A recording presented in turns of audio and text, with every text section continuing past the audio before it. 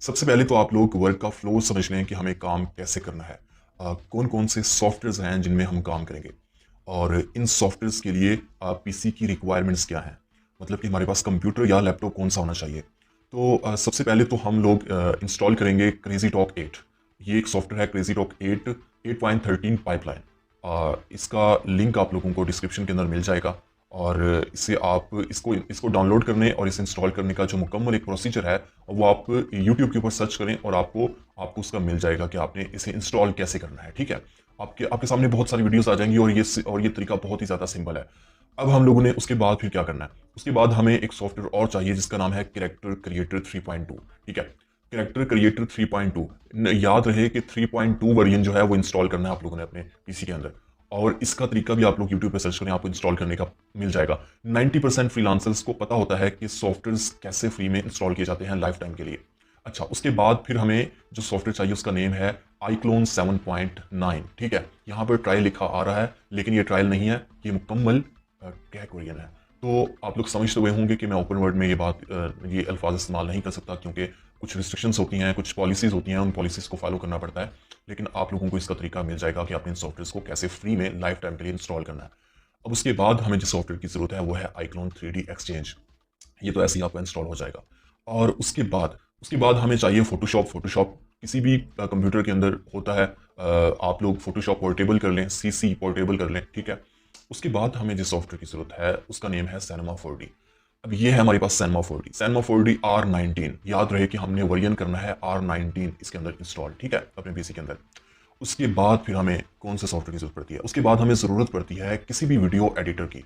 मैं आप लोगों को रेकमेंड करूंगा ये अपना फिल्मोरा वंडरशेयर फिल्मोरा 9, ये आप इंस्टॉल कर लें।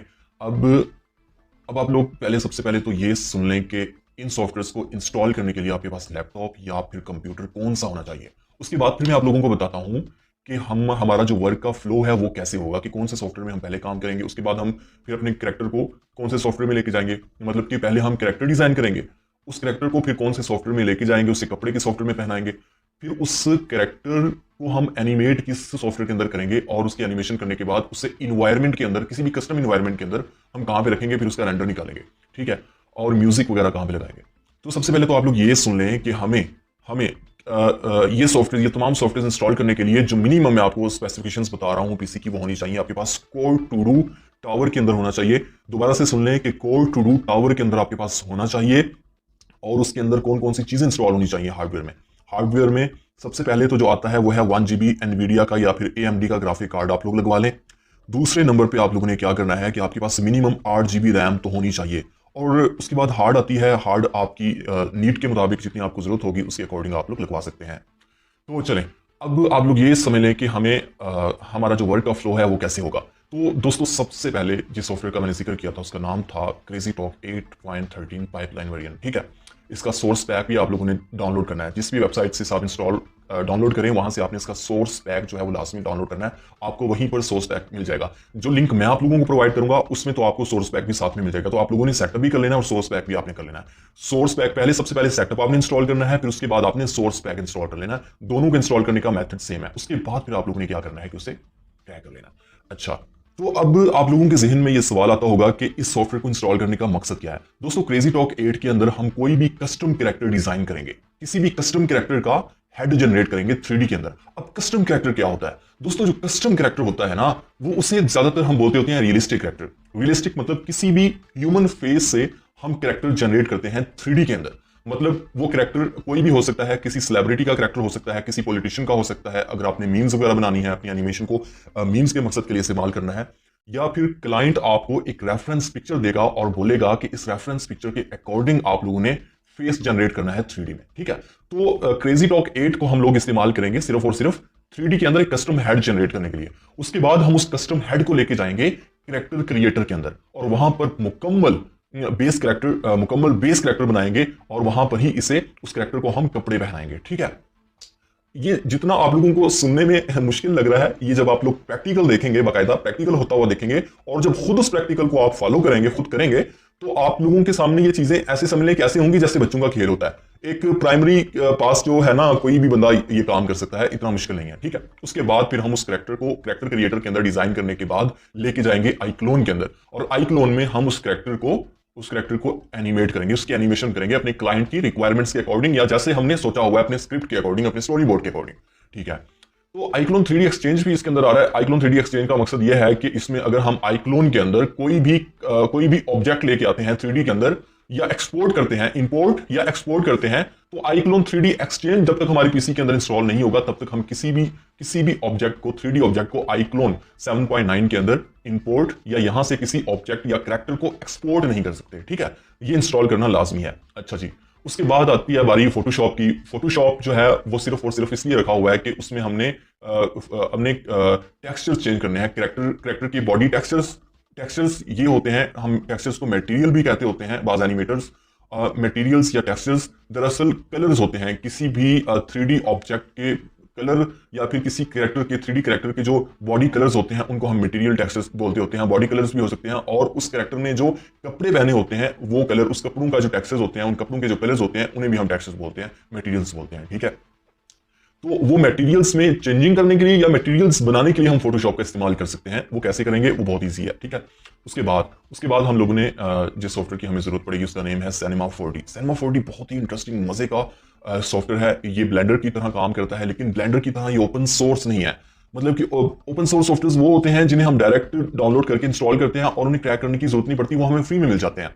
तो Cinema 4D जो है ये ब्लेंडर की तरह ही काम करता है। Cinema 4D में कौन कौन से हम काम कर सकते हैं, हम इसमें कैरेक्टर्स को एनिमेट कर सकते हैं, कैरेक्टर्स डिजाइन कर सकते हैं, हम 3D में लोगो एनिमेशन कर सकते हैं, और हम इसके अंदर इवन के 2D एनिमेशन भी कर सकते हैं। और Cinema 4D ज्यादातर इन्वायरमेंट क्रिएट करने के लिए होता है, इन्वायरमेंट बनाने के लिए, कि आपने अगर कोई भी इन्वायरमेंट बनाना है तो Cinema 4D से ज्यादा इजी कोई भी सॉफ्टवेयर नहीं है। इसका जो यूजर इंटरफेस है वो बहुत ही ज्यादा सिंपल है, और इसमें आपको बहुत बहुत जबरदस्त किस्म के टूल्स मिल जाते हैं जिनकी मदद से आप कुछ भी बना सकते हैं 3D के अंदर, ठीक है। तो हमारा इस वीडियो के अंदर Cinema 4D का दोस्तों ये काम है कि हमने Cinema 4D के अंदर जो हमने iClone के अंदर जो कैरेक्टर एनिमेट किया था उस कैरेक्टर को एक्सपोर्ट करेंगे एज अ FBX। FBX जो है वो एक समझ के फॉर्मेट है, जैसे हमारी वीडियो के अंदर फॉर्मेट्स होते हैं, AVI फॉर्मेट होता है, MP4 होता है, इसी तरह 3D के अंदर फॉर्मेट होते हैं। 3D के अंदर FBX होता है, OBJ होता है।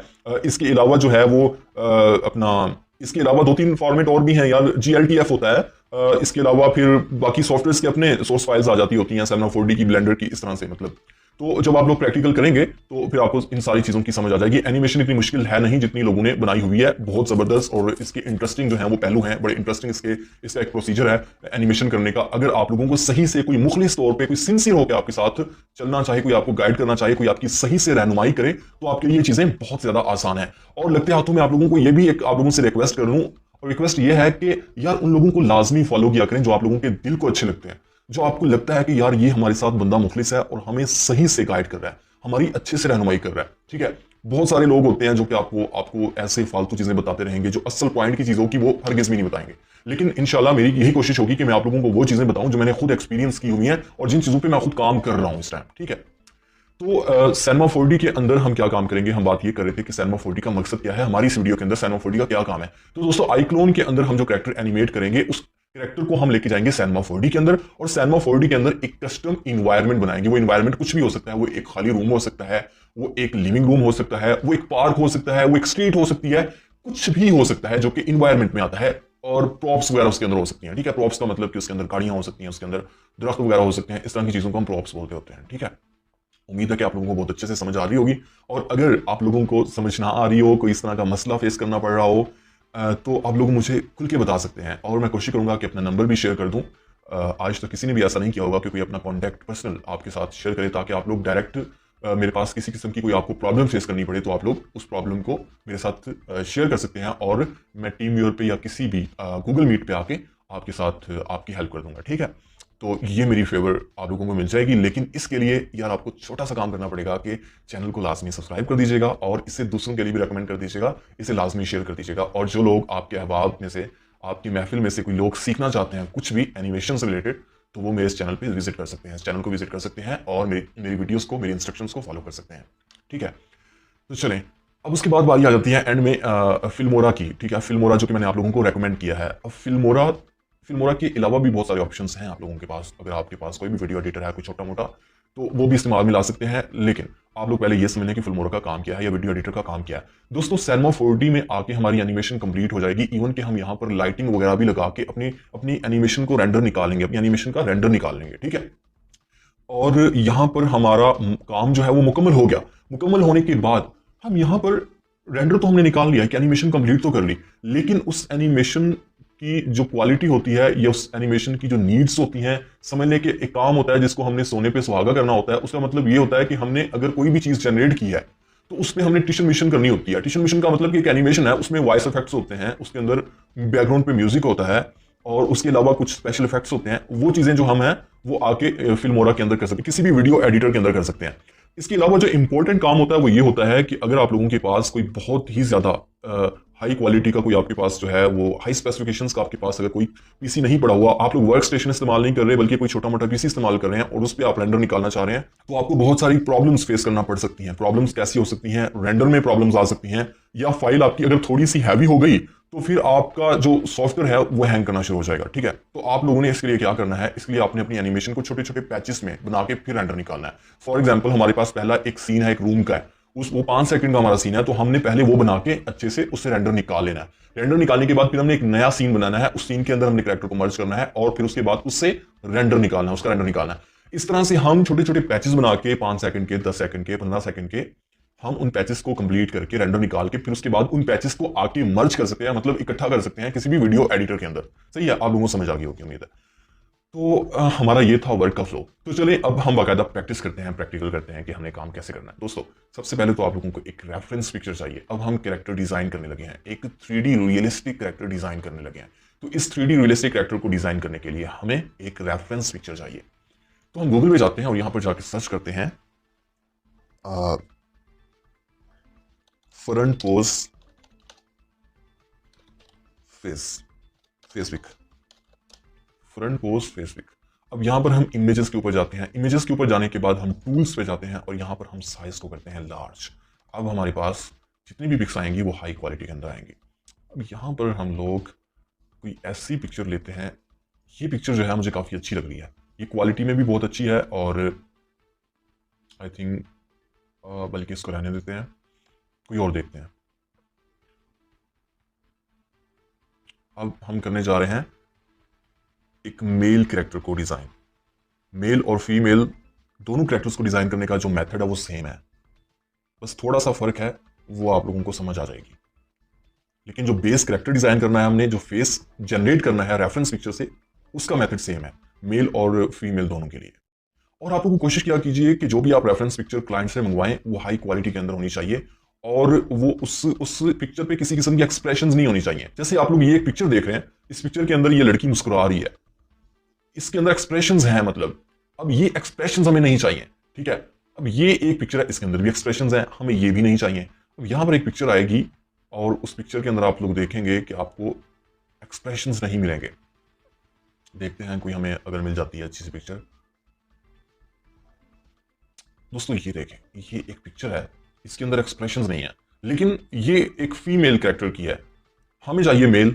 हमने फिलहाल जो है वो एक मेल कैरेक्टर जनरेट करना है। तो मेल कैरेक्टर की हम देखते हैं, यार ये बहुत ही अच्छी है, इसे जनरेट करते हैं। एक्सप्रेशंस भी नहीं है और क्वालिटी भी अच्छी है, तो चलें इसे हम कर लेते हैं सेव। शुक्र है जेपीजी है। और यहां पर हम एक फोल्डर बनाते हैं प्रैक्टिस के नेम से। दोस्तों आप लोगों को एक टिप देना चाहता हूं और वो टिप ये है, बल्कि टिप क्या है यार, एक चीज जो मैं अपना पर्सनल एक्सपीरियंस आप लोगों के साथ शेयर करना चाह रहा हूं, वो ये है कि आप लोगों ने जब भी काम करना है ना, किसी भी क्लाइंट का या अपना काम करना चाहते हैं, यूट्यूब के लिए आपको एनिमेशन बनाना चाहते हैं, तो आप लोग वो जो प्रोजेक्ट, जिस प्रोजेक्ट पे आप काम शुरू करें, सबसे पहले उसका फोल्डर लाजमी बनाएं, अलग से एक फोल्डर बनाएं और उस फोल्डर के अंदर फिर सब फोल्डर्स बनाएं, ठीक है।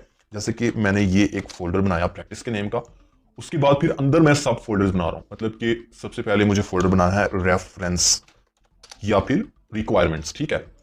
उसके बाद फिर मुझे एक और फोल्डर बनाना है यहां पर डाउनलोड के नेम से, ठीक है, कि मतलब कोई भी चीज मैंने डाउनलोड की है तो मैं यहां पर देख सकता हूं। उसके बाद मुझे एक और फोल्डर बनाना है 3D एसेट्स के नेम से। उसके बाद फिर हमें एक और फोल्डर बनाना है टेक्सचर्स के नेम से। उसके बाद हमें एक और फोल्डर बनाना है और उस फोल्डर का नेम रहेगा रेंडर। ठीक है, अब आगे चल के अगर हम किसी और फोल्डर की जरूरत पड़ेगी तो हम वो उस टाइम बना लेंगे। तो सबसे पहले आप लोगों के ख्याल में इस पिक्चर को कहाँ पे रखना चाहिए, रेफरेंस में या फिर डाउनलोड के अंदर? रेफरेंस या डाउनलोड दोनों में रख सकते हैं हम। चलो रेफरेंस में रख लेते हैं इसको। डाउनलोड को हम इस्तेमाल कर लेंगे, फॉर एग्जांपल हमने कोई बैकग्राउंड या टेक्सचर्स डाउनलोड करने हैं, कोई इस तरह की चीज़ डाउनलोड करनी है तो उसे हम रख सकते हैं। और 3D एसेट्स को, 3D एसेट्स के लिए जो है वो हम इस्तेमाल कर सकते हैं, कहाँ पे बनाया था यार फोल्डर। अब हम जाते हैं Crazy8 पे, इससे हम करते हैं ओपन। मैं बहुत माजरत ख्वाह हूँ कि हमारा जो चौकीदार है वो ज़रा सीटियाँ वगैरह मार रहा है, क्योंकि उसने साफ ज़रा की तनख्वाह लेनी है और उसने काम तो करना है। तो आपको बैकग्राउंड पे आवाज़ आ रही होगी थोड़ी, तो उसके लिए मैं बहुत माजरत ख्वाह हूँ। तो अब आप लोगों ने क्या करना है, वो जो रेफरेंस पिक्चर हमने डाउनलोड की थी ना, उसे हमने यहाँ पर लेके आना है। तो ये है जनाबे वाला इस सॉफ्टवेयर का यूजर इंटरफेस, और यहाँ पर ज्यादा काम नहीं होगा। इसमें सिर्फ और सिर्फ हमने रेफरेंस पिक्चर की मदद से कैरेक्टर का 3D में फेस जनरेट करना है। तो वो जनरेट करने के लिए क्या करेंगे कि इस वाले, ये तो आपको बंदे का निशान यहाँ पर नजर आ रहा है ना, इससे हमने क्रिएट करना है, इस पर क्लिक करना है, क्रिएट न्यू एक्टर। ठीक है, उसके बाद हम जाएंगे 3D पे। 2D पे नहीं, हमें जाना 3D पे। ठीक है, 3D। अब आपको यहाँ पर दो आपको पोर्शंस मिल रहे हैं, एक है सबसे पहले फ्रंट और दूसरा है साइड। अगर आप लोगों के पास फ्रंट और साइड दोनों पोजेस हैं तो दोनों सिलेक्ट कर लेने हैं। अगर आपके पास सिर्फ फ्रंट है तो आप लोगों ने सिर्फ फ्रंट करना है। तो चूंकि हमारे पास फ्रंट है तो हम फ्रंट पे क्लिक करते हैं। ठीक है, अच्छा, डेस्कटॉप पे आ गए और यहाँ पर हम आगे प्रैक्टिस पे, और ये रेफरेंस के अंदर ये पिक्चर हम कर लेते हैं। यहाँ पर सिलेक्ट करने के बाद ओपन कर लेते हैं। ओपन करने के बाद हमने करना है नेक्स्ट पे क्लिक। नेक्स्ट पे क्लिक करने के बाद ये आपको मार्क फीचर पॉइंट्स के नीचे आपको ये सारा कुछ खुद ब खुद सॉफ्टवेयर बताता जाएगा कि आपने आगे क्या करना है। ठीक है, तो अब सबसे पहले जहां पर उसने खुद सॉफ्टवेयर ने मार्क किया हुआ है, बताया हुआ है कि यहां पर मार्क करना है, हम भी यही करते हैं। ये हमारी राइट आई यहाँ पर, और उसके बाद फिर यहाँ पर। अब हम आगे लेफ्ट पे, यहाँ पर और यहाँ पर। उसके बाद हम नोज की टिप के ऊपर आ गए। ठीक है, और उसके बाद हम लिप्स के ऊपर आ गए यहाँ, और ये उसके बाद फिर हम आगे ईयर्स के पास, और ये हम फिर आगे थोड़ी पे और चिन, और उसके बाद हम फिर यहाँ पर आ गए। और अब जो है हेड, ये आपने फुल टॉप पे रखना है। ठीक है, जब आप लोग मेक श्योर कर लें कि ये सारे फीचर्स आपने मार्क कर दिए हैं तो आप लोग नेक्स्ट पे क्लिक करें।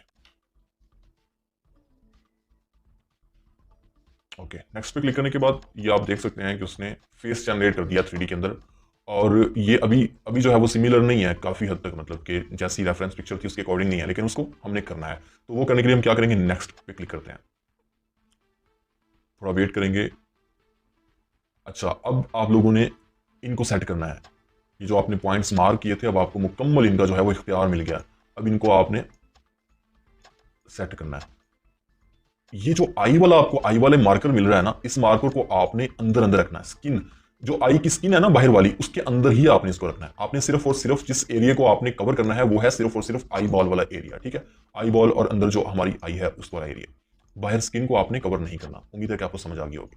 अब इसे आप लोग कर दें थोड़ा नीचे और यहाँ से स्ट्रेट इसके अकॉर्डिंग, और उसके बाद लेफ्ट आई पे आ गए। लेफ्ट आई पे भी हमने सेम वैसे ही करना है। हमने सिर्फ और सिर्फ ये अंदर वाला एरिया जो है वही कवर करना है, सारा नहीं करना। और ये, हाँ, अलबत्ता आप लोग कार्टून कैरेक्टर अगर डिजाइन करें तो फिर आप लोगों ने आइज का जो एरिया है उसको बड़ा रखना है, क्योंकि कार्टून कैरेक्टर्स की आइज जो होती हैं वो बड़ी बड़ी होती हैं। ठीक है, लेकिन जो रियलिस्टिक होता है, रियलिस्टिक आपने रियलिस्टिक के अकॉर्डिंग जैसे आपकी रेफरेंस पिक्चर है 100% वैसे ही रखना है। अब आते हैं नोज पे।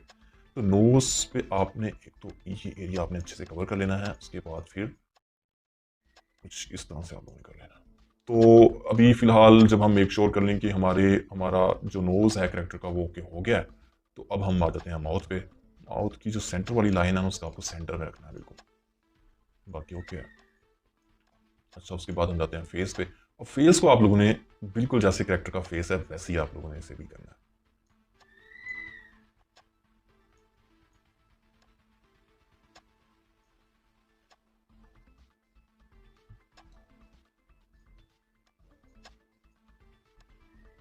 कोशिश करें कि दोनों साइड से बराबर हो। अच्छा, अब इसे करते हैं हम अप्लाई।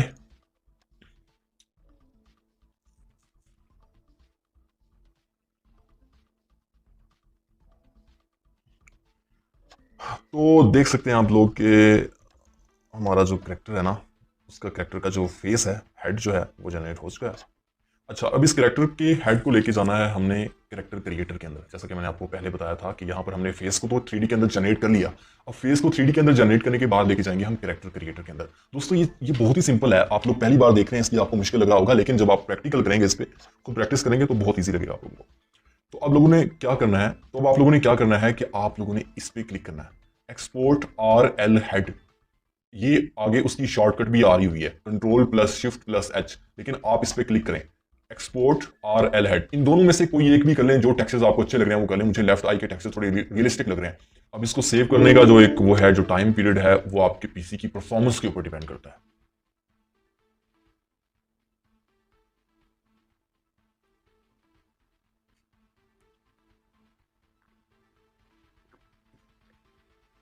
चलें, यहां तक आपका इस सॉफ्टवेयर में काम खत्म हो गया।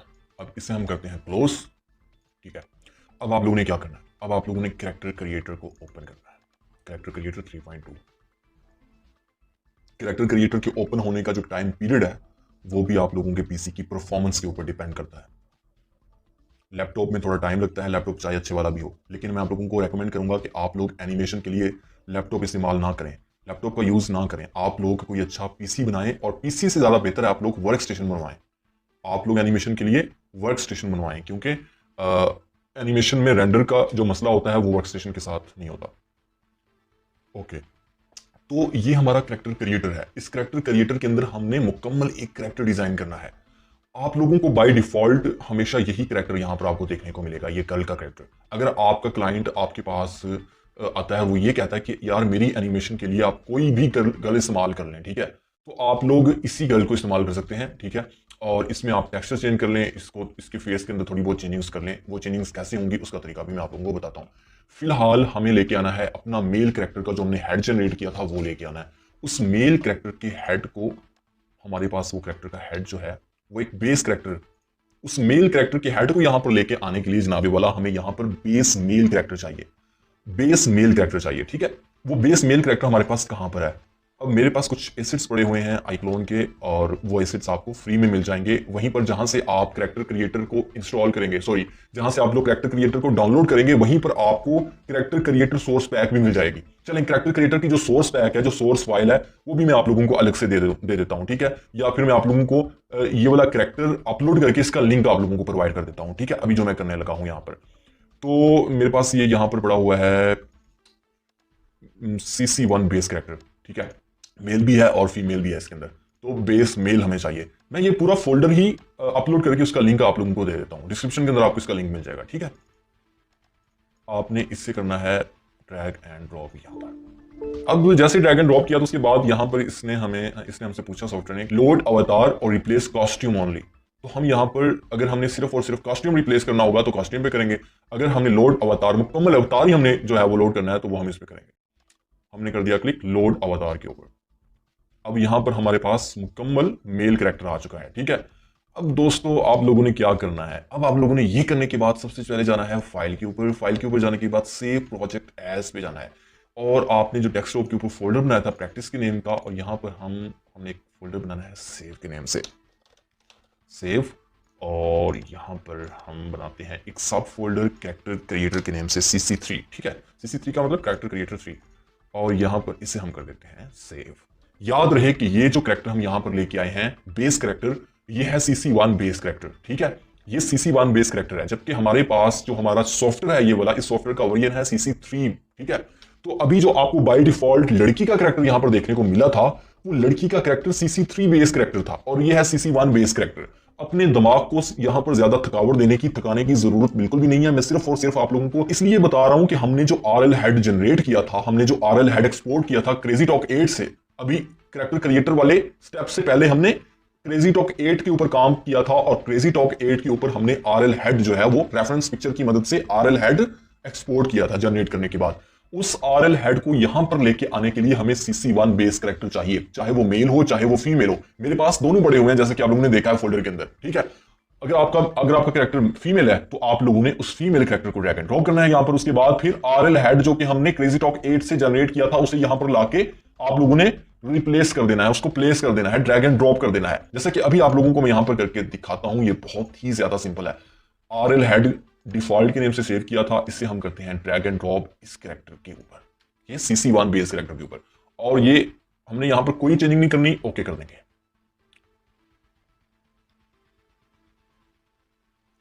थोड़ा वेट करेंगे, पीसी की परफॉर्मेंस के ऊपर डिपेंड करता है इस कैरेक्टर का रिप्लेस होना, इस हेड का इसके साथ CC1 बेस कैरेक्टर के साथ मर्ज होना।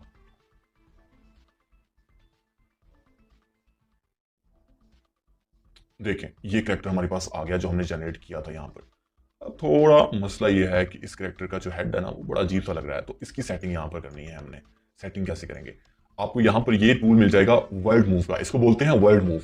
तो इस टूल की मदद से आप क्या कर सकते हैं, आगे पीछे कर सकते हैं अपने कैरेक्टर को, ऊपर नीचे करके देख सकते हैं, और साथ ही आपको मिल जाएगा जूम का। इसको क्लिक करने के बाद आप अपने लेफ्ट माउस के लेफ्ट बटन को प्रेस करके माउस को ऊपर की तरफ हरकत देंगे तो ये जूम हो जाएगा, और नीचे की तरफ हरकत देंगे तो ये जूम आउट हो जाएगा। ठीक है, कैसे, माउस के पहले आपने इन दोनों में से किसी भी को भी सिलेक्ट कर लेना है। यहां पर एक और भी है यार, रोटेट का है, ये है, ये रोटेट का है। ठीक है, तो इन तीनों में से किसी एक के ऊपर भी क्लिक करने के बाद अगर आप जूम करना चाहते हैं तो जूम को सिलेक्ट करें, पहले इस वाले टूल को सिलेक्ट करें, उसके बाद फिर अपने माउस के लेफ्ट बटन को प्रेस करें और ऊपर की तरफ ड्रैग करेंगे तो ये जूम होगा, जूम इन होगा, और नीचे की तरफ ड्रैग करेंगे तो जूम आउट हो जाएगा। ठीक है, ये बहुत ही सिंपल है।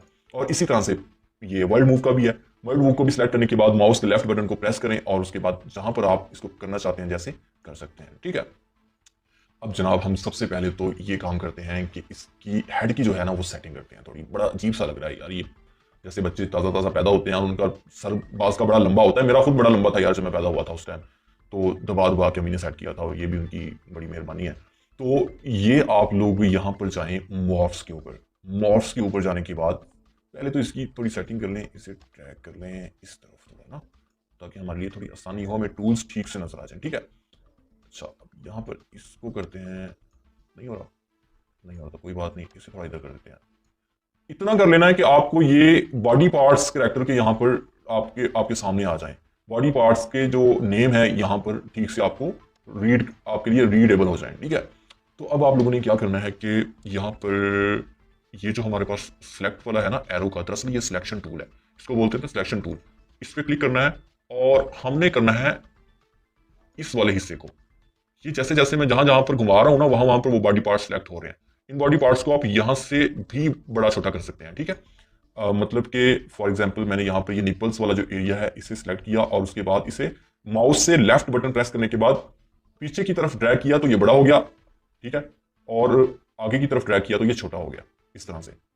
ठीक है, और इसी तरह से नोज का भी है, इसका भी है। इसे आप ओवरऑल हेड, ये जो है ना हमारा ओवरऑल हेड छोटा या बड़ा हो रहा है, तो आप सिर्फ इसे करना चाहते हैं।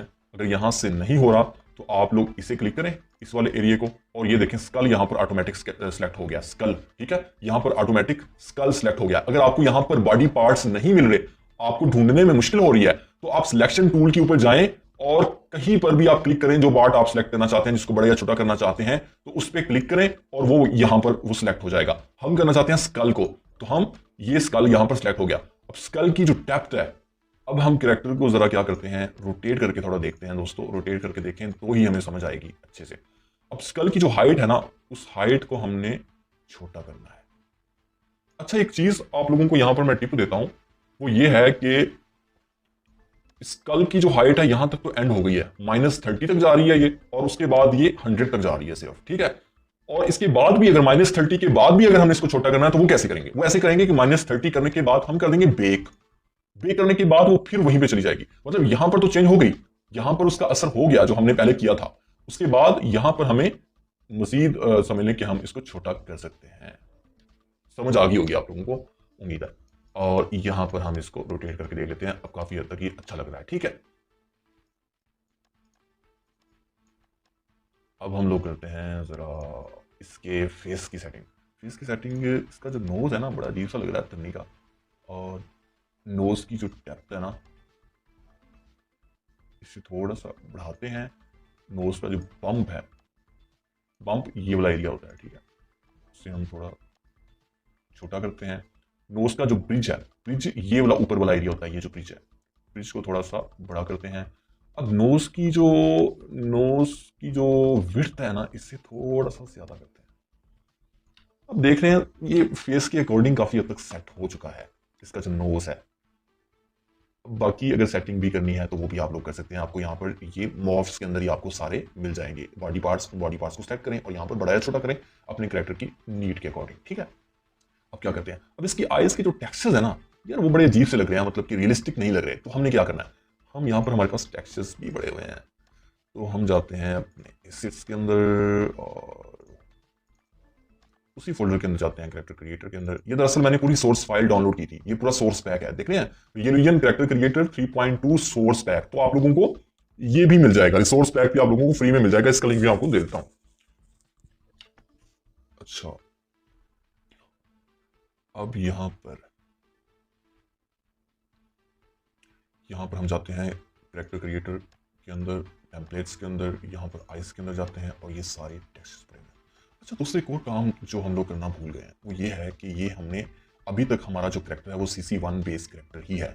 हम इसके टेक्सचर्स को मजीद इंप्रूव कर सकते हैं इसको करेक्टर क्रिएटर 3 के अंदर कन्वर्ट करने के बाद। वो कैसे करेंगे, सबसे पहले एट्रीब्यूट के ऊपर क्लिक करें, करेक्टर को सेलेक्ट करें, सेलेक्ट करने के बाद convert CC1 to CC3 base character okay कर दें।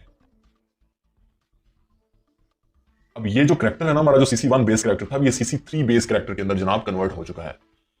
अब ये स्टैंडर्ड करेक्टर कहलाएगा। ये देखें, ये यहां पर लिखा आ गया CC स्टैंडर्ड। ठीक है, ये अब स्टैंडर्ड करेक्टर है, एक मयारी करेक्टर है, इसके टेक्सचर्स थोड़े से मजीद इंप्रूव हो जाएंगे। ये टेक्सचर्स बेक हो रहे हैं। मैं वीडियो को कहीं से भी कट नहीं कर रहा, मतलब कि ये जो टाइम आपके सामने चल रहा है वही टाइम है, इससे ज्यादा टाइम नहीं लग रहा। आप लोगों ने कहीं से भी वीडियो को स्किप नहीं करना। अगर आप लोगों ने कहीं से एक छोटा सा पार्ट भी स्किप किया ना तो सारे का सारा काम गड़बड़ हो सकता है। मैं सिर्फ और सिर्फ अपने अपने मकसद के लिए नहीं बोल रहा कि जैसे यूट्यूबर्स कहते होते हैं यार वीडियो को मुकम्मल देखें तो कहीं से स्किप मत कीजिएगा। मैं आप लोगों के फायदे के लिए बोल रहा हूं कि कहीं से भी स्किप मत कीजिएगा। इस वीडियो का एक एक जो स्टेप है बड़ा इंपॉर्टेंट है। अच्छा, ये CC1 टू CC3 बेस के अंदर हमने इसको कन्वर्ट कर दिया। अब हम जाते हैं आइस के अंदर। ये आइस के टेक्सचर्स यहाँ पर पिक करते, कोई भी करते हैं हम और ड्रैग एंड ड्रॉप करते हैं इस पर। ये देखें, ये अब काफ़ी हद तक रियलिस्टिक हो गए हैं।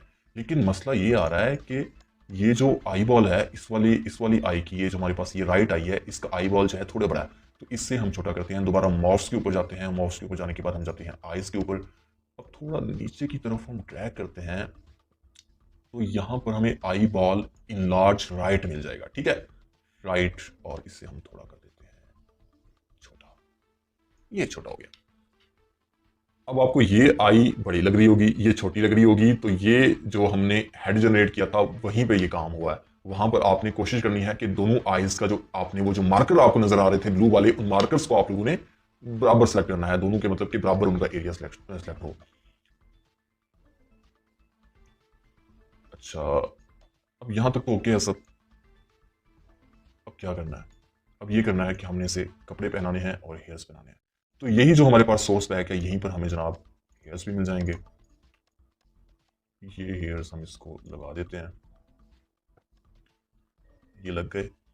अब यार इन्हें थोड़ा छोटा, सॉरी नीचे करना है। और नीचे करने के बाद दरअसल मैं ये जो एरिया है ना, ये वाला, ये जो माथा है ये इसका, ये इसको कवर करना चाह रहा हूँ। ये थोड़ा गंजापन लग रहा है इसका, क्योंकि मेरे खुद बाल काफ़ी हद तक उतर चुके हैं, तो मैं नहीं चाहता कि मैं जो करेक्टर जनरेट करूँ वो भी थोड़ा गंजा ही हो। तो इसको हम थोड़ा सा स्केल कर लेते हैं, बड़ा कर लेते हैं। बड़ा करने के बाद इसे हम करते हैं थोड़ा सा आगे और फिर थोड़ा नीचे, और यहाँ से इसकी साइडें थोड़ी वो हो रही हैं, खाली हो रही हैं, तो इनको इधर से हम स्केल कर देते हैं। ठीक है यार, ये बहुत ही सिंपल इंटरेस्टिंग है। तो आप लोग एनिमेशन सीखें अच्छे से और पैसे कमाएं बस। एनिमेशन के यार समझने के बहुत बहुत ही आपको ना बहुत अच्छा रिस्पॉन्स मिलता है फाइवर के ऊपर, बड़े अच्छे आपको ऑर्डर मिल जाते हैं। ठीक है, ये काफ़ी हद तक सेट हो चुका है। अब हम लोग क्या करते हैं कि इसे कपड़े पहनाते हैं। कपड़े भी हमारे पास पड़े हुए हैं, क्लॉथ पे गए, सॉरी स्कर्ट्स नहीं, हम जाते हैं शर्ट्स पे। पंक शर्ट, ये हम इस पर ड्रैग एंड ड्रॉप कर देते हैं। मतलब कि कैरेक्टर को जनरेट करने के बाद फिर ड्रैग एंड ड्रॉप का ही काम है। इसी तरह से एनिमेशन भी है, आईक्लोन के अंदर एनिमेशन के प्रीसेट्स भी हैं। अब हम जाते हैं पेंट्स पे, हम जीन सेलेक्ट करते हैं और इसे करते हैं ड्रैग एंड ड्रॉप। ये हो गया। अच्छा, अब बारी आ जाती है शूज की, तो हम बूट यहाँ पे सेलेक्ट कर लेते हैं और इस तरह से। दोस्तों, मैं एक वीडियो आप लोगों के लिए बना दूंगा और इस वीडियो के अंदर आप लोगों को ये बता दूंगा कि फॉर एग्जांपल आप लोगों के पास ये वाले कपड़े नहीं भी पड़े हुए, अगर आपने अपने जाती कपड़े किसी भी सॉफ्टवेयर के अंदर 3D में बनाए हैं और वो इसे पहनाना चाहते हैं, या फिर आपने टर्बो स्क्वाड या सीजी ट्रेडर या फिर स्केच फैब से आपने फ्री वाले कपड़े डाउनलोड किए हैं, शर्ट्स डाउनलोड किए हैं, तो वो कैसे पहनाएंगे उसका मुकम्मल एक उसकी अलग से मैं वीडियो बना दूंगा, ठीक है। और उसके लिए भी हमें वर्जन सेम ही चाहिए होगा, यही वाला वर्जन कैरेक्टर क्रिएटर का, ठीक है ना। और ये दरअसल पाइपलाइन वर्जन है। पाइपलाइन वर्जन का मतलब इसमें हम चीज़ों को एक्सपोर्ट कर सकते हैं दूसरे सॉफ्टवेयर के लिए, और इसमें हम मॉर्फ्स को जो है वो कर सकते हैं, मर्ज कर सकते हैं कैरेक्टर की बॉडी के साथ। तो यहां तक तो हो गया, हमारा कैरेक्टर मुकम्मल हो चुका है। हम इसको सेव मारते हैं और रिप्लेस कर देते हैं, क्योंकि हमने ऑलरेडी इसको सेव किया हुआ था, उसी के साथ रिप्लेस कर देते हैं। तो अब ये कैरेक्टर हमारा बन गया है। इसकी रिगिंग भी ऑटोमेटिक हो गई है। कैरेक्टर क्रिएटर के अंदर दोस्तों कैरेक्टर डिजाइन करने का ये फायदा होता है कि इसकी रिगिंग भी ऑटोमेटिकली हो जाती है। अच्छा, लगते हाथों आप लोगों को मैं एक और चीज बता दूं कि यार, अगर आप लोग इसी कैरेक्टर को कार्टूनी बनाना चाहते हैं तो वो कैसे बनाएंगे। अब कार्टूनी बनाने का बहुत ही सिंपल तरीका है। कार्टूनी कैरेक्टर्स में आपको पता होगा कि कैरेक्टर का जो फेस होता है ना, वो थोड़ा उसके जो ऑर्गन्स होते हैं वो बड़े छोटे होते हैं। मतलब कि नोज बड़ी हो गई, आईज छोटी छोटी हो गई, या आईज बड़ी हो गई, नोज छोटी हो गई, या लिप्स अजीब से हो गए। इस तरह के जो कैरेक्टर्स होते हैं उनको हम बोल देते हैं कार्टूनी कैरेक्टर्स। तो आप लोगों ने सिलेक्शन वाले टूल पे जाना है, नोज को सिलेक्ट करना है और इसे नीचे की तरफ खींच के बड़ा कर देना है, और साइड से भी आप लोगों ने थोड़ा बड़ा कर दिया। अब इसको हम शेप दे रहे हैं कार्टूनी। लिप्स को पकड़ के थोड़ा छोटा कर दिया। अच्छा जी, अब आईज पे जाते हैं। आईज और यहां पर जो है ना आई साइज, इसे हम करते हैं बड़ा, क्योंकि जो कार्टूनी कैरेक्टर्स होते हैं उनकी आईज बड़ी बड़ी होती हैं। और उसके बाद आई एंगल, इसके एंगल को थोड़ा घुमाते हैं, बेक किया, और उसके बाद थोड़ा मजीद ये आपको थोड़ा कार्टूनी कैरेक्टर लगने लग गया। यार, ये कार्टूनी कैरेक्टर लगने लग गया। बिल्कुल इसी तरह से आप मजीद मेहनत करके अपने कैरेक्टर को मजीद कार्टूनी बना सकते हैं। अब ये कार्टूनी कैरेक्टर हो गया, मतलब रियलिस्टिक नहीं है। रियलिस्टिक मतलब जैसे ह्यूमन फेस होता है बिल्कुल वैसे ही उसके ऑर्गन्स होने चाहिए, वैसे उसका फेस का जो है मुकम्मल एक स्ट्रक्चर है वो वैसे ही होना चाहिए। लेकिन जो कार्टूनी कैरेक्टर होता है वो इस तरह के कैरेक्टर्स होते हैं। समझ तो आप लोगों को आई गई होगी। अब हम लोग क्या करते हैं कि इस कैरेक्टर को एक बार फिर से सेव मारते हैं। सेव करने के बाद हम लोग ना, अब जो स्टेप करने लगा हूं जरा ध्यान से देखिएगा। फाइल पे जाना है। अब मैं करने क्या लगा हूं बोला, अब मैं ये करने लगा हूं कि इस कैरेक्टर को जो हमने अभी जनरेट किया, यहां पर बनाया है, इस कैरेक्टर को आई क्लोन के अंदर लेके जाना है, वहां पर इसकी एनिमेशन करनी है। क्योंकि कैरेक्टर क्रिएटर में एनिमेशन नहीं होती, यहां पर सिर्फ और सिर्फ कैरेक्टर्स डिजाइन होते हैं। अब हम लोग करते हैं एक्सपोर्ट पे क्लिक और हम करते हैं इवतार। फाइल पे जाना है, फाइल पे जाने के बाद एक्सपोर्ट पे जाना है और फिर करना है इवतार एक्सपोर्ट करना है। अब यहां पर आप लोग टेक्सचर जो है वो हाई टेक्सचर कर सकते हैं, लो क्वालिटी में कर सकते हैं, अपने अपने पीसी की स्पेसिफिकेशंस के अकॉर्डिंग। अब जाते हैं एक्सपोर्ट पे क्लिक कर किया और यहाँ पर हम जाते हैं डेस्कटॉप पे, जो हमारा जो प्रैक्टिस के नेम से फोल्डर था उसके अंदर। और यहाँ पर हम कहाँ पे रखें इस कैरेक्टर को, यहाँ पर हम रख देते हैं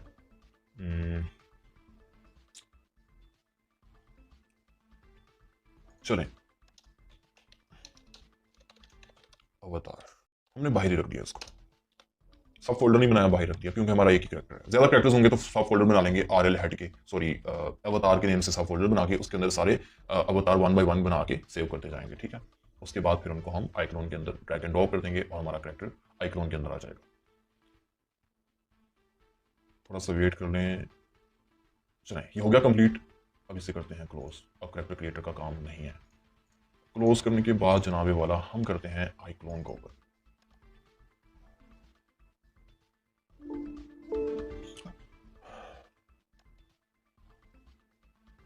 ले जी, हमारा आइक्लोन ओपन हो चुका है यहाँ पर। अब वो जो हमने कैरेक्टर एक्सपोर्ट किया है, अवतार एक्सपोर्ट किया है, उस अवतार को हमने ड्रैग एंड ड्रॉप करना है आइक्लोन के अंदर, ठीक है। सिंपल है यार, बिल्कुल ड्रैग एंड ड्रॉप कर दिया यहां पर।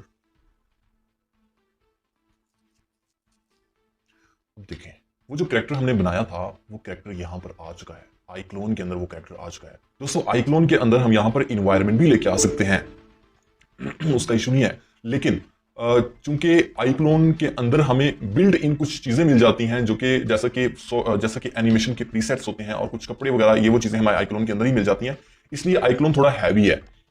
तो यहां पर हमें एनिमेशन करने में थोड़ा मसला हो सकता है, मतलब कि इन्वायरमेंट को अगर लेके आते हैं तो फाइल मजीद हैवी हो जाएगी और फिर एनिमेशन में मसला होगा। तो इसलिए अभी हम क्या करेंगे, यहां पर कैरेक्टर को हम सिर्फ और सिर्फ एनिमेट करेंगे। तो फॉर एग्जाम्पल हमारा कैरेक्टर यहां पर, ये देखें, यहां पर हम जाएंगे और हम जाते हैं मोशन पपेट के ऊपर, ठीक है। अब दो तरह से एनिमेशन होगी, एक तो जो एनिमेशन का ऑलरेडी प्रीसेट बना हुआ है उसी प्रीसेट को अप्लाई कर देंगे और एनिमेट करने लग जाएगा। दूसरे नंबर पे अगर हमारे क्लाइंट की रिक्वायरमेंट्स कुछ ऐसी हैं कि हमें इन प्रीसेट्स में से वो एनिमेशन क्लाइंट की रिक्वायरमेंट्स के अकॉर्डिंग एनिमेशन नहीं मिलती, तो हम लोग क्या करेंगे कि हम अपनी कस्टम तरीके से एनिमेशन करेंगे। वो कस्टम तरीके से एनिमेशन कैसे होगी, वो एडिट मोशन लेयर पे जाएं, एडिट मोशन लेयर के ऊपर जाने के बाद आप लोग बॉडी पार्ट्स को सिलेक्ट करें। या आपने बॉडी पार्ट सिलेक्ट कर लिया, हमने बॉडी पार्ट को सिलेक्ट कर लिया। सिलेक्ट करने के बाद आप लोगों ने क्या करना है कि आप लोगों ने यहां पर टाइमलाइन को देखना है। अब जो भी बॉडी पार्ट हमने सेलेक्ट किया है उसको मूव करना है, अगर एनिमेट करना है तो हमने उस टाइमलाइन के हिसाब से करना है, ठीक है, टाइमलाइन के अकॉर्डिंग करना है। अब यहां पर हम चाहते हैं कि हमारा जो कैरेक्टर का हाथ है ना, ये वाला, ये नीचे आए, इसकी जो मुकम्मल आर्म है वो नीचे आए। तो अगर हम चाहते हैं कि थोड़ा स्लो आए तो हम यहां पर टाइमलाइन को बढ़ा देंगे, ज्यादा कर देंगे। अगर हम चाहते हैं कि थोड़ा फास्ट आए तो हम टाइमलाइन को थोड़ा शॉर्ट रखेंगे, ठीक है। तो ये टाइमलाइन अगर 0 पे होगी तो 0 पे होने के बाद अगर हम इस कैरेक्टर के इस बॉडी पार्ट को ऊपर नीचे करेंगे तो फिर ये एनिमेशन में बिल्कुल भी नहीं आएगी। हाँ, अगर टाइमलाइन को हम यहां पर आगे करके उसके बाद फिर हम इसको एनिमेट करेंगे, इसको हरकत देंगे, तो वो फिर उसको एनिमेशन में आ जाएगी। ये देखिए जरा,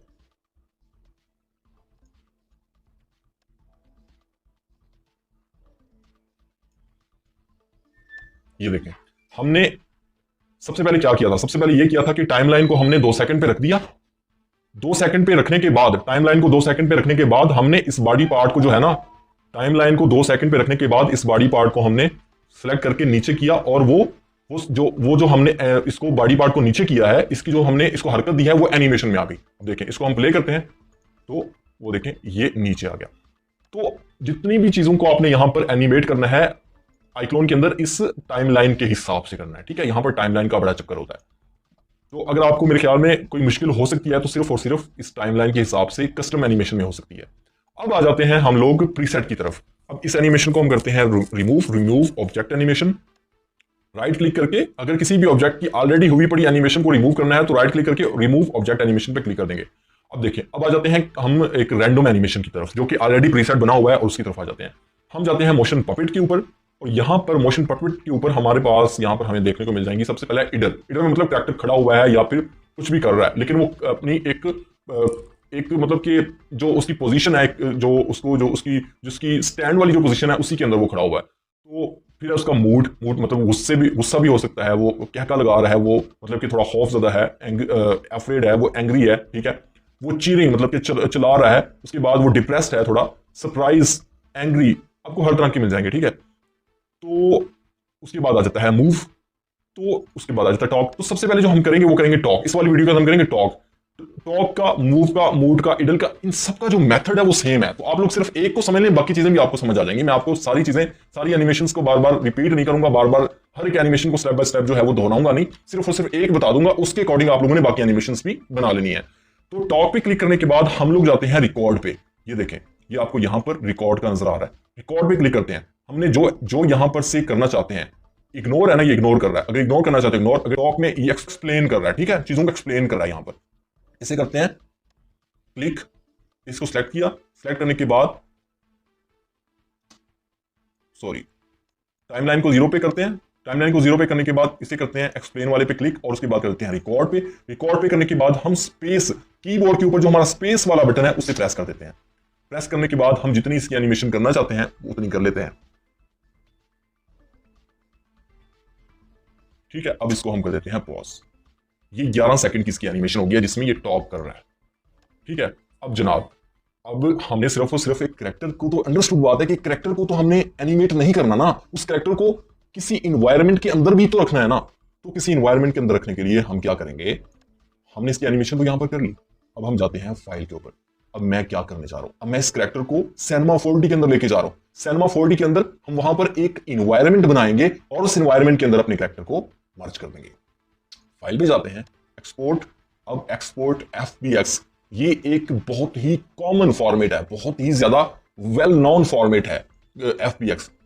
इस पर क्लिक किया। अब यहां पर हमने सिर्फ करंट फ्रेम को तो एनिमेट नहीं करना ना, एक्सपोर्ट नहीं करना ना, हमने यहां पर ऑल पे जाना है। अब यहां पर देखें सिनेमा 4D R19 आप लोगों ने सेलेक्ट करना है। अगर आप लोग माया यूज कर रहे हैं तो माया सेलेक्ट कर लें, 3ds मैक्स कर रहे हैं तो 3ds मैक्स कर लें, यूनिटी कर रहे हैं अगर आप लोग तो वो कर लें, अनरियल इंजन कर रहे हैं तो वो कर लें, मोशन बिल्डर कर रहे हैं तो मोशन बिल्डर पे क्लिक करें, ब्लेंडर कर रहे हैं तो ब्लेंडर पे कर लें, सिनेमा 4D कर रहे हैं तो आप सिनेमा 4D पे क्लिक करें। ठीक है, सिनेमा 4D पे सेलेक्ट करने के बाद आप लोग जाएं एक्सपोर्ट पे। याद रहे कि यहां पर एक्सपोर्ट रेंज जो है ऑल रखनी है आप लोगों ने।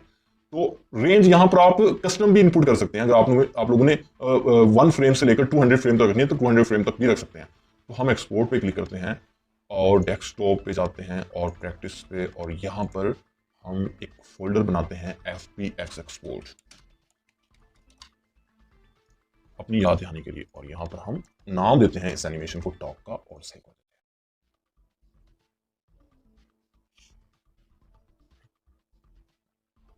अब इसे हम कर देते हैं क्लोज। आईक्लोन का काम यहां पर खत्म हो गया है। अब हम ओपन करते हैं सिनेमा 4D। देखें आपको समझ तो आ रही होगी ना कि जैसे मैंने आपको बताया था वैसे ही वर्क का फ्लो जो है वो बन रहा है। इसे हम करते हैं क्लोज। अब ये है सिनेमा 4D का यूजर इंटरफेस और ये है वर्क स्पेस जहां पर हमारी आउटपुट नजर आएगी। ये है टाइमलाइन, यहां पर टेक्सचर्स होते हैं, यहां पर टेक्सचर्स बनते हैं। इस वाले एरिया के अंदर आपको टेक्सचर्स नजर आएंगे और यहां पर आपको सिलेक्शन टूल्स नजर आएंगे। ये है, ये सिलेक्शन टूल है, ये सिलेक्शन टूल हो गया, ये वन मूव का हो गया, ये स्केल का हो गया, ये रोटेट का हो गया, और ये वेब मूव हो गया। ठीक है, और उसके बाद आप लोगों को यहां पर ये है रेंडर सेटिंग। ये रेंडर सेटिंग है, ये रेंडर टू पिक्चर व्यू, मतलब कि यहां पर रेंडर, इस पे क्लिक करेंगे तो हमारी वीडियो रेंडर होने लग जाएगी। इस पे क्लिक करेंगे तो रेंडर व्यू हमें एक प्रीव्यू करके दिखाएगा। ठीक है, और यहां पर हमें जो मिल जाती हैं बड़ी इंटरेस्टिंग चीजें हैं। ये देखें, सबसे पहले तो ये क्यूब है, इस क्यूब की मदद से मैं जो भी बनाता हूं। अब यहां पर अगर आपने एक रूम बनाना है, फॉर एग्जांपल आप एक कमरा बनाना चाहते हैं, इस क्यूब को लेंगे, इसे हम करते हैं थोड़ा स्केल बड़ा, स्केल वाले पे क्लिक करना है आपने। ठीक है, इससे करना है सिलेक्ट स्केल को, और अपने माउस का जो आपका माउस का जो लेफ्ट बटन है उससे प्रेस किए रखना है, और प्रेस करने के बाद ऊपर की तरफ ड्रैग करेंगे तो ये बड़ा हो जाएगा, नीचे की तरफ करेंगे तो छोटा हो जाएगा। दोबारा देख लें कि जैसे वही सेम सीन है आईक्लोन वाला, कैरेक्टर क्रिएटर वाला, कि आपने ऑब्जेक्ट को पहले सिलेक्शन टूल की मदद से सिलेक्ट कर लिया, उसके बाद अगर आपने इसको आगे पीछे करना है तो यहां से भी कर सकते हैं, यहां से करें। ठीक है, यहां से ये देखें, ये है लेफ्ट टू राइट, ये आगे पीछे और ये ऊपर नीचे। ठीक है, और अगर आप लोग इसको बड़ा या छोटा करना चाहते हैं तो स्केल वाले पे क्लिक करें और इसको बड़ा या छोटा कर सकते हैं। अब देखें, अब मैं यहां पर क्लिक कर रहा हूं ना, इस वाले पे, रेड वाले पे एंड में, तो ऐसा तो होना चाहिए कि ये इधर से बड़ा हो, मतलब ओवरऑल बड़ा ना हो, सिर्फ इस साइड से ही बड़ा हो। ऊपर से करूं तो ये ऊपर से बड़ा हो, ठीक है ना, इधर से करूं, राइट से करूं तो ये राइट की तरफ बड़ा हो, लेकिन ये ओवरऑल बड़ा हो रहा है। तो अगर हम सिर्फ इसको राइट या लेफ्ट की तरफ से हम करना चाहते हैं बड़ा, या ऊपर से नीचे की तरफ बड़ा करना चाहते हैं, तो क्या करेंगे, ये जो आपको ग्रीन वाला नजर आ रहा है ये ऊपर से नीचे की तरफ बड़ा या छोटा या आगे या पीछे करने के लिए होता है। ठीक है, तो ये आपको यहां पर थोड़ा जूम करके दिखाता हूं, ये आपको डॉट नजर आ रहा होगा, यहां पर ये एक डॉट नजर आ रहा है, इस पर भी नजर आ रहा है और इस पर भी नजर आ रहा है।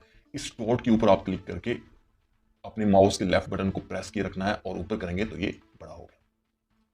ठीक है, इसी तरह से ये भी है, और इसी तरह से इधर से। ठीक है, ये देखें, ये हमारे पास एक रूम आ गया है। तो इसको मैंने बड़ा कर लिया, ऊपर कर लिया, और अच्छा, ये जो आपको यहां पर टूल्स नजर आ रहे हैं ना, ये हैं सीन के टूल्स। मतलब ये आपको सीन को अगर आपने आगे पीछे करना है तो इनकी मदद से कर सकते हैं। इसको सेलेक्ट करना है, सेलेक्ट करने के बाद सेलेक्ट किए रखना है लेफ्ट बटन से, माउस के लेफ्ट बटन से सिलेक्ट किए रखना है, और आगे पीछे करेंगे, ऊपर नीचे करेंगे तो ये आपका जो सीन है वो आगे पीछे हो रहा है। ठीक है, अब ये है जूम, लेफ्ट बटन का ही कमाल है सारा। सेलेक्ट करना है, लेफ्ट बटन को प्रेस करना है और जूम इन जूम आउट करना है। इसे सेलेक्ट करना है, लेफ्ट बटन को प्रेस करना है, प्रेस किए रखना है, और इसे हमने घुमा के देखना है सीन को। और ये है ये पर्सपेक्टिव व्यू, ये जो है ना व्यूज है, जो ऑब्जेक्ट हमारे पास पड़ा हुआ है उसके व्यू एंगल है। ये टॉप एंगल है, ये राइट एंगल है, ये है फ्रंट एंगल। अब हम पर्सपेक्टिव पे आ गए। ठीक है, अच्छा, अब देखें, अब एक रूम है, उस रूम को उस रूम की जो है ना, हमारे पास चारों दीवारें तो आ गई हैं, लेकिन हमने उस रूम के अंदर घुसना है, तो हमें एक साइड जो है वो खाली चाहिए। तो एक साइड खाली करने के लिए क्या करेंगे, सबसे पहले जाएंगे एडिटेबल पे, मेक एडिटेबल। इसको एडिटेबल बना लिया। अब एडिटेबल बनाने के बाद यहां पर देख रहे हैं आप लोग, ये polygons, use polygon mode, hold control to transfer active selection. अब आप लोगों ने इस और कुछ नहीं करना, सिर्फ इस पे सेलेक्ट कर, इसको क्लिक करना है। इस पे क्लिक कर दिया। क्लिक करने के बाद आप लोगों को खुद यहां पर नजर आ रहा होगा कि जो इसका एक वाला हिस्सा है ना, इसका जो मतलब बाकी दो आपको नजर आ रहे हैं कि वो अनसेलेक्ट है, और ऊपर वाला सिर्फ एक सिलेक्ट है। मतलब इसको हम किसी एक पे क्लिक करेंगे और वो सिलेक्ट हो जाएगा। इसको इसको क्लिक किया, ये एक बार इसका जो इसकी दीवार है इस रूम की, वो सिलेक्ट हो गई। अब सिलेक्ट करने के बाद हम लोग क्या करते हैं कि कीबोर्ड से डिलीट प्रेस करते हैं, और ये देखें वो दीवार उड़ गई। अब हम लोग दोबारा ओवरऑल पे जाते हैं, कि मतलब हमने पूरे रूम को दोबारा से मुकम्मल तौर पे ओवरऑल सेलेक्ट करना है, तो हम मॉडल पे चले जाते हैं। मुझे उम्मीद है कि यहां पर आप लोगों को थोड़ी कंफ्यूजन हो रही होगी, क्योंकि मैंने थोड़ा समझाया ही स्टाइल में, आप लोगों को दोबारा से सुन लें। अगर किसी भी ऑब्जेक्ट को ओवरऑल आपने पूरे ऑब्जेक्ट को आपने सेलेक्ट करना है, तो आप लोग इस पे जाएंगे मॉडल पे, मॉडल को सिलेक्ट करेंगे। अगर आप लोगों ने उसके कोने सेलेक्ट करने हैं, तो आप इस पे जाएंगे। ठीक है, ये कोना सेलेक्ट करके इसको यहां से बड़ा कर दिया मैंने। अगर आप लोगों ने सिर्फ और सिर्फ उसके बॉर्डर सेलेक्ट करने हैं, तो आप इस वाले टूल पे क्लिक करेंगे, एजेस पे। ठीक है, इसके एजेस, ये देखें, ये एजेस इसके इस तरह से, ये देखें। अगर आप लोगों ने सिर्फ और सिर्फ पूरी एक साइड ही, पूरी एक वॉल आपने सेलेक्ट करनी है, तो इस पे क्लिक करेंगे, जैसे कि मैंने पहले सेलेक्ट करके उड़ा दी थी। तो ये यार बहुत ही सिंपल चीजें हैं, इतनी मुश्किल नहीं है। आप लोग वीडियो को बार बार देखें, आपको समझ आ जाएगी। बाकी मैं तो यही कोशिश कर रहा हूँ कि आप लोगों को इस तरह से समझाऊंगी जैसे बच्चों को समझाया जाता है, जैसे एक बच्चे को उंगली पकड़ के चलना सिखाया जाता है। मेरी कोशिश ये है कि आप लोगों को बिल्कुल सेम इसी कंडीशन, इसी तरह से आप लोगों को समझाऊं, ताकि आपको अच्छे से समझाए। तो ये हमारा रूम तो बन गया। अब हम इसको मॉडल वाले पे सेलेक्ट करते हैं, ताकि इसको ओवरऑल हम ऊपर नीचे या छोटा कर सकें। अब हम इसको पेंट करते हैं। क्रिएट पे जाते हैं। पेंट करने के लिए क्या करना है कि क्रिएट पे जाना है, न्यू मटेरियल पे जाना है। ठीक है, और यहां पर डबल क्लिक करना है मटेरियल पे। यहां पर आप कलर बना सकते हैं, आप लोग कलर बना सकते हैं। ये हमने ब्लू कलर कर दिया हमारे रूम का। ठीक है, ब्लू कलर कर दिया। अब आप लोग कलर नहीं भी करना चाहते हैं, तो आप लोग लाइट्स की सेटिंग ऐसे करें सीन के अंदर कि ऑटोमेटिक कलर नजर आए। वो कैसे होगा, कलर्स मटेरियल्स को उड़ाते हैं। मटेरियल्स को क्या किया, डिलीट प्रेस करके उड़ा दिया। अब यहां पर हम लोग थोड़ी लाइट की पहले सेटिंग कर लें, उसके बाद अपने कैरेक्टर को लेके आते हैं। जो इवातार हमने FBX एक्सपोर्ट किया था, उससे फिर यहां पर मर्ज करते हैं। अब यहां पर एरिया लाइट पे जाएं, एरिया लाइट पे क्लिक किया, और यहां पर ये एरिया लाइट हमारे पास आ गई, और इसे थोड़ा सा घुमाते हैं। घूमने के बाद इसे यहाँ पर रख दिया। रेंडर के वक्त ये एरिया लाइट आपको नजर नहीं आएगी, सिर्फ लाइट ही नजर आएगी। ये आपको ये चीज़ आपको जो है वो नजर नहीं आएगी। तो लाइट पे क्लिक किया, और यहाँ पर हम लाइट पे क्लिक करने के बाद यहाँ पर कलर सेलेक्ट कर लेते हैं, कोई भी कर लेते हैं। ये देखिए, ये जैसे हमने कलर सेलेक्ट किया, तो ये यहाँ पर कलर आ गया। अब अगर कलर हमने मिक्स करने हैं, तो क्या करेंगे, दोबारा एक और एरिया लाइट लेंगे, और एरिया लाइट लेने के बाद हम उसे रख लेते हैं यहाँ पर। ठीक है, यहाँ पर रख लेते हैं, और इससे कलर देते हैं कोई और। ये देखें, ये बड़ा एक जबरदस्त कॉम्बिनेशन बन गया है कलर्स का। अब यहाँ पर हम अपने कैरेक्टर को जब मर्ज करेंगे, तो बहुत ही जबरदस्त किस्म की डबल लाइट इफेक्ट जो होता है ना, वो हमारे कैरेक्टर के फेस के ऊपर शो होगा। तो किसी भी सीन के अंदर जो नाइट लाइट्स बनती होती हैं, वो भी इसी मेथड के साथ बनती होती हैं। तो अब हमने जो FBX में एक कैरेक्टर को आईक्लोन के अंदर एक्सपोर्ट किया था, आईक्लोन से एक्सपोर्ट किया था Cinema 4D में लेके आने के लिए, उसे हम यहाँ पर मर्ज करते हैं। तो फाइल पे जाना है, फाइल पे जाने के बाद मर्ज पे जाना है। मर्ज पे जाने के बाद हम अपने उसी फोल्डर के अंदर जाते हैं, FBX एक्सपोर्ट, और ये देखें, ये डॉक, सिर्फ इस वाले को सिलेक्ट करना है, डॉक पे, और इसे कर लेते हैं ओपन, और अब ओके। थोड़ा सा वेट करेंगे, ये 1 से 2 मिनट लेगा।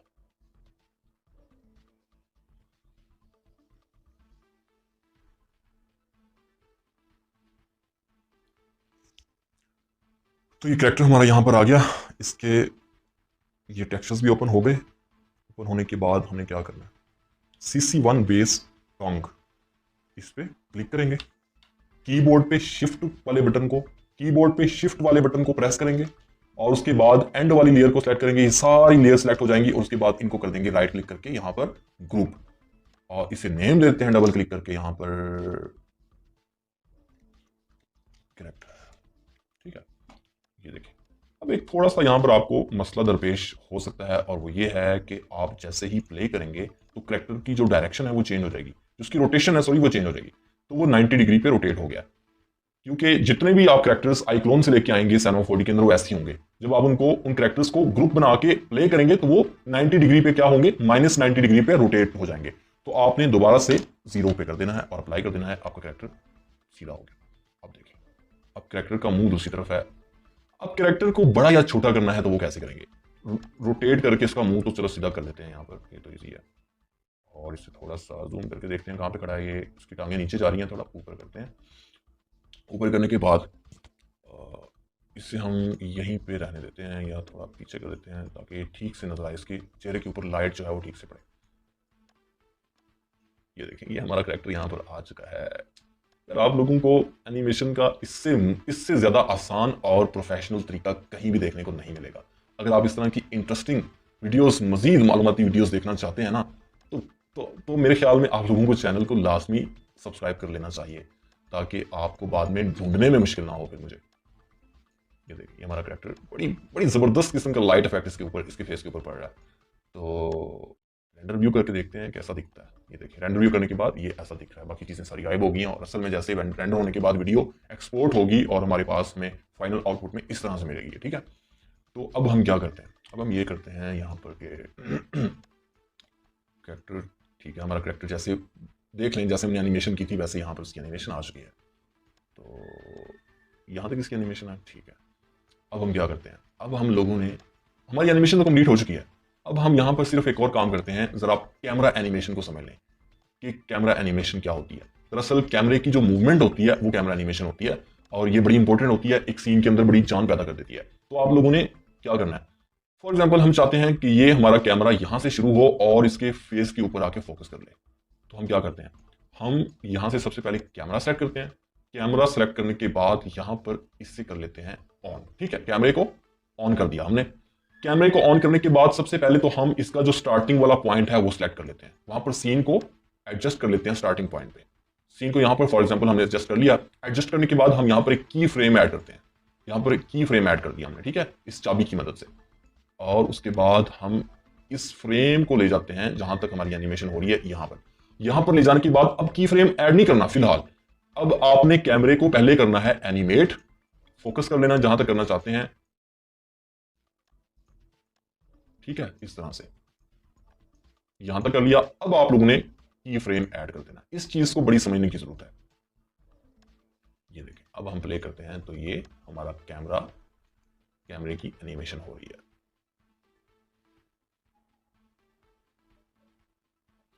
तो दोस्तों, जैसा कि आप देख लिया आप लोगों ने कि ये बहुत ही ज्यादा आसान था।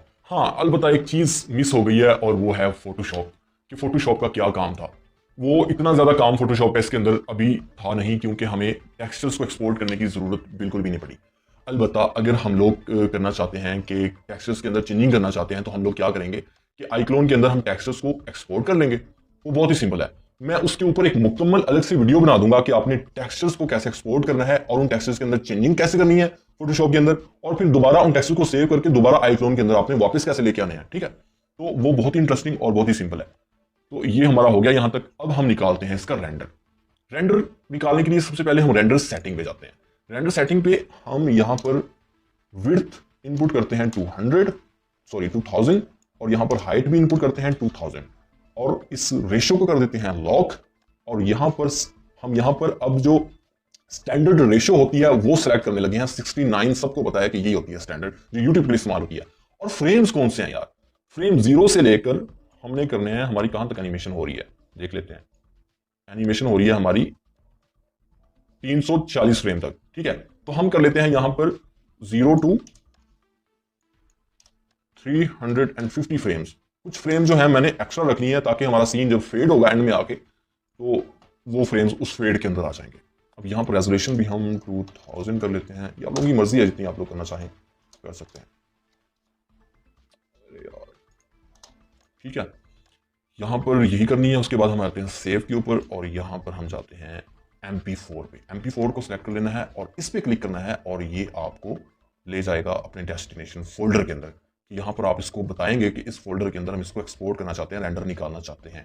तो हमने रेंडर के नेम से एक सब फोल्डर बनाया हुआ था और यहाँ पर हम 1 के नेम से बनाते हैं, मतलब एक पहला पेज, इसका जो है वो एक पैच है। तो अब हम इसको कर देते हैं क्लोज। बस यही कुछ करना था। यहाँ पर क्लोज करने के बाद हम इस पर क्लिक करते हैं सेंटर वाले पे, ठीक है। अब ये हमारी वीडियो जो है वो रेंडर होना शुरू हो चुकी है दोस्तों। अब वीडियो रेंडर होने के बाद हमारी एनिमेशन कंप्लीट हो चुकी है। जब वीडियो रेंडर हो जाएगी तो रेंडर हुई वीडियो को हम लेके आएंगे इस वाले फोल्डर के अंदर, इस वाले सॉफ्टवेयर के अंदर, फिल्मोरा के अंदर या किसी भी वीडियो एडिटर के अंदर लेके जाके आप वहां पर साउंड इफेक्ट्स अप्लाई कर सकते हैं और बैकग्राउंड म्यूजिक जो है वो अप्लाई कर सकते हैं, ठीक है। तो जनाब हमारी एनिमेशन का जो मुकम्मल एक जो प्रोसेस था वो आप लोगों को समझा दिया है, अच्छे से समझ आ गई है कि कैरेक्टर एनिमेशन दरअसल कैसे होती है। मजीद डिटेल के अंदर चीजें जो हैं वो मैं अलग से छोटी छोटी हर एक टूल के ऊपर अलग से छोटी छोटी वीडियोस मैं आपको बना दूंगा और वो वीडियोस आपको मेरे चैनल के ऊपर मिल जाएंगी। और आप लोगों से दोबारा रिक्वेस्ट कर रहा हूं कि आप लोगों ने चैनल को लाजमी सब्सक्राइब करना है, उन लोगों को लाजमी फॉलो किया करें जो आपको लगते हैं कि यार ये अच्छे से समझा रहे हैं और मुखलिसाना तौर पर आपको गाइड कर रहे हैं, ठीक है। समझाने की तकनीक अगर आप लोगों को अच्छी लगती है तो लाजमी फॉलो किया करें, चाहे वो मैं हूं चाहे वो कोई और है। तो उम्मीद करता हूं कि आज आपको समझ आ गई होगी। अगर कोई भी चीज कहीं पर आपको किसी चीज का कोई मसला हो, दरपेश हो, कोई प्रॉब्लम हो, अगर आप लोगों को समझाने का स्टाइल अच्छा ना लगा हो, या आप लोग कुछ भी रेकमेंड करना चाहें, या आप लोग कुछ भी मुझे रेकमेंड करना चाहें, आप लोग कहना चाहें कि यार आपको अपनी वीडियो के अंदर ये चीज़ ऐड करनी चाहिए, ये चीज़ इंप्रूव करनी चाहिए, तो मैं उस चीज़ को, उस मशवरे को, वो जो आप चीज़ मुझे, वो जो एक बात रेकमेंड करेंगे, एक स्टाइल रेकमेंड करेंगे, एक ऐसी चीज़ जो आप लोग खुद पहले से तजुर्बा कर चुके हों, वो चीज़ रेकमेंड करना चाहेंगे, तो मैं उसको तहे दिल से कबूल करूंगा और उसे इंप्लीमेंट करने की लाजमी कोशिश करूंगा। तो चले मिलते हैं अपनी अगली नई वीडियो के साथ। तब तक दुआओं में लाजमी याद रखिएगा। अल्लाह हाफिज़ नासिर।